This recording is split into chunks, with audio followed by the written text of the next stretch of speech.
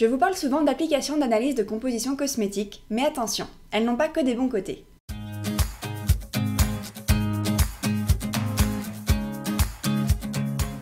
Coucou tout le monde! Même si je vous parle souvent d'applications d'analyse de composition cosmétique dans mes vidéos, j'ai un petit peu revu mon avis sur le sujet depuis que j'ai lu un article de Cosmebio qui a été publié en mai dernier. Je vous mettrai d'ailleurs le lien en barre d'infos si vous voulez y jeter un coup d'œil. Cet article est très bien fait et m'a donné envie de partager un petit peu mon avis sur le sujet, de vous montrer un petit peu les limites de ces applications, quels sont les risques et comment bien les utiliser. Il en existe de plus en plus sur le marché, j'en ai compté une petite dizaine, mais elles ne se valent pas toutes. Il faut savoir bien les comprendre et bien les utiliser.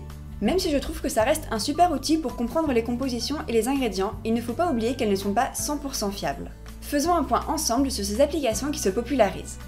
Si cette vidéo vous plaît, n'oubliez pas le petit pouce et n'oubliez pas de vous abonner si vous ne voulez rater aucune vidéo. L'un des axes les plus importants de l'article de Cosmebio, ce sont les risques d'erreur. Et vous allez voir, il y en a une sacrée collection. Il y a tout d'abord les erreurs de retranscription. Si c'est un robot qui retranscrit la composition à partir d'une photo, il peut y avoir des risques si par exemple il y a un reflet au niveau du packaging sur la photo, ou si par exemple le packaging est arrondi et du coup la lecture est moins facile.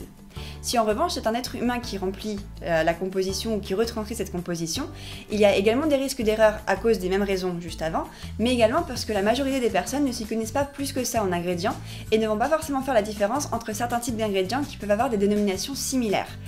Je vais vous prendre un exemple assez concret pour vous montrer les différentes différences. C'est l'huile de ricin. Si on prend de l'huile de ricin pure, donc l'huile de ricin la plus classique, son nom INSI c'est Ricinus communis seed oil. Donc là c'est une huile qui est pure et sans danger. En revanche, si vous trouvez la dénomination INSI Hydrogenated Castor Oil, alors c'est une huile hydrogénée. Elle aura été hydrogénée pour la rendre plus solide, comme par exemple de la cire.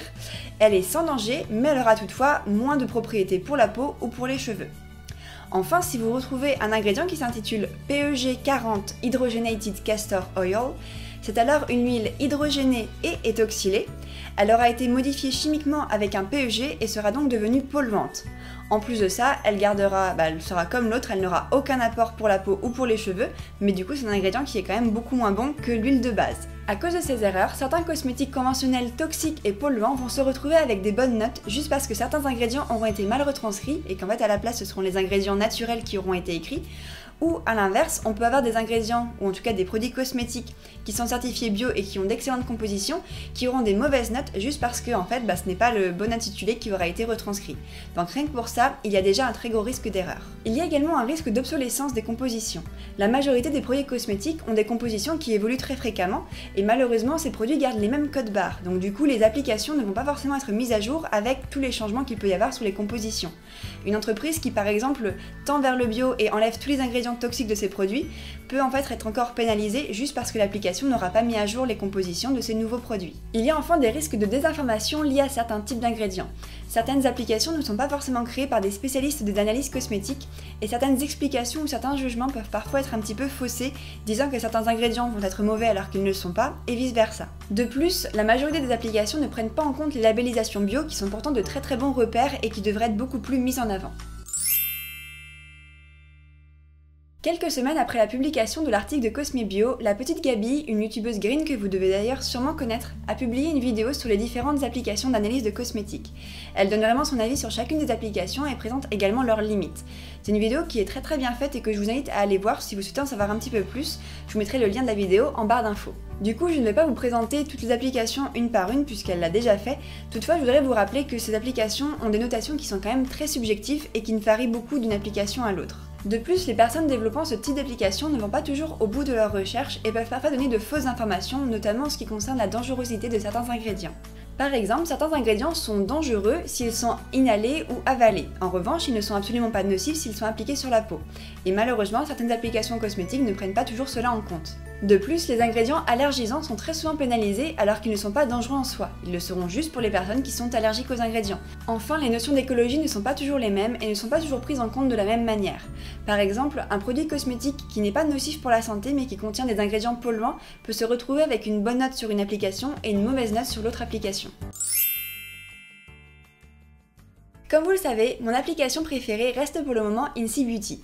J'en ai testé plusieurs et je dois avouer que je préfère vraiment celle-là car elle est beaucoup plus claire, elle est simple et elle est explicite avec des résultats que je trouve plutôt corrects en termes d'analyse de composition. En revanche pour moi, il ne faut surtout pas tenir compte de la note globale du produit qui est rarement juste.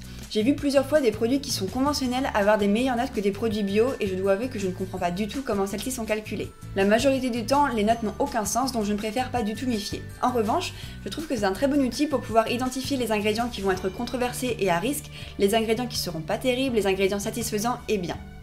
Je reconnais que ce sont des dénominations qui sont très subjectives puisque oui, un composant bien ou satisfaisant ou pas terrible, ça ne veut pas forcément dire grand chose, mais au moins ça nous donne les grandes lignes et ça nous permet d'identifier vraiment les ingrédients qui sont dangereux. De plus, ce que j'aime beaucoup avec cette application, c'est que vous avez quand même une petite explication sur quel est le type d'ingrédient, pourquoi il est dangereux ou à quoi il sert, et des fois vous avez même une petite précision qui dit par exemple si l'ingrédient a été interdit ou s'il va être interdit, ou quels sont vraiment les risques pour la santé. Bien entendu, ça reste une application qui est pour le grand public, donc c'est quand même assez vulgarisé.